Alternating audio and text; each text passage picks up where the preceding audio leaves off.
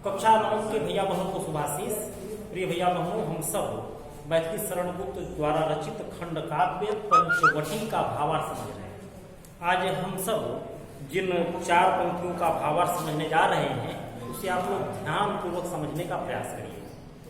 सरल तरल जिन तुहिन कणों से हस्ती हर्षित होती है, अति आत्मीया प्रकृति हमारे साथ उन्हीं से रोती है। अनजानी भूलों पर भी वह अदय दंड तो देती है, पर बूढ़ों को भी बच्चों सा सदै भाव से सेती है।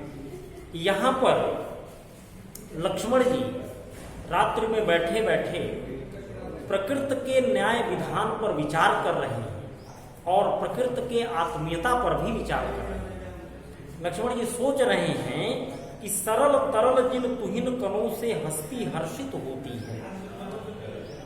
तुहिन कण माने होता है ओष की बूंदें। प्रकृति के पास एक ही माध्यम है, वही ओष की बूंद, और उसी ओष की बूंदों के माध्यम से प्रकृति हमारे सुख में भी सहभागिनी बन जाती है और हमारे दुख की स्थिति में भी सहभागिनी बन जाती है, क्योंकि वही ओष की बूंदें मोतियों के रूप में भी देखी जाती हैं। उनका वर्णन मोतियों के रूप में भी होता है और उन्हीं ओष की बूंदों को अश्रु के रूप में भी देखा जाता है और अश्रु के रूप में भी वर्णन उनका किया जाता है। तो यहाँ पर लक्ष्मण जी विचार कर रहे हैं कि सरल तरल जिन तुहिन कणों से हस्ती हर्षित होती है, कि प्रकृति जो है जिन ओष की बूंदों के माध्यम से हमारे सुख में सहभागिता निभाती है, अपनी प्रसन्नता को प्रकट करती है, अति आत्मीयता प्रकृति हमारे साथ उन्हीं से रोती है। अतः अत्यधिक आत्मीय भाव होने के कारण उन्हीं ओष की बूंदों के माध्यम से वह हमारे वेदना में भी अपनी सहभागिता निभाती है, अर्थात अपना अश्रु भी उन्हीं ओष की बूंदों के रूप में बहाती है।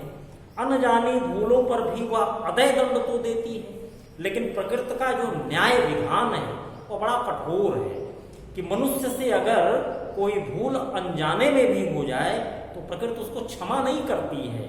वह अनजाने में हुई भूल पर भी दंड देती है और अदय भाव से देती है। अदय माने दया रहित, बिना दया किए हुए वह उस भूल पर भी हमको कठोर दंड देती है।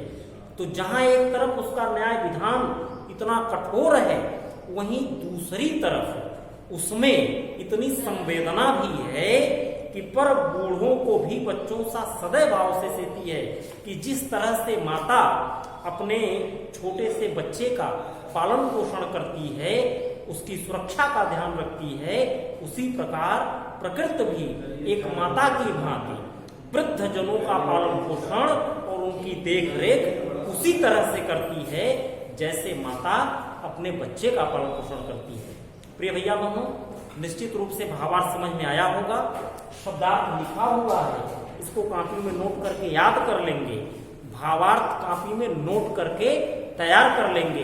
काव्यगत सौंदर्य, भाषा हिंदी खड़ी बोली, रस श्रृंगार एवं शांत, गुण माधुर्य, छंद मात्रिक और अलंकार रूपक एवं उपमा। तो आज इसको आप तैयार कर लेंगे, कल हम सब इसके आगे पढ़ेंगे। धन्यवाद।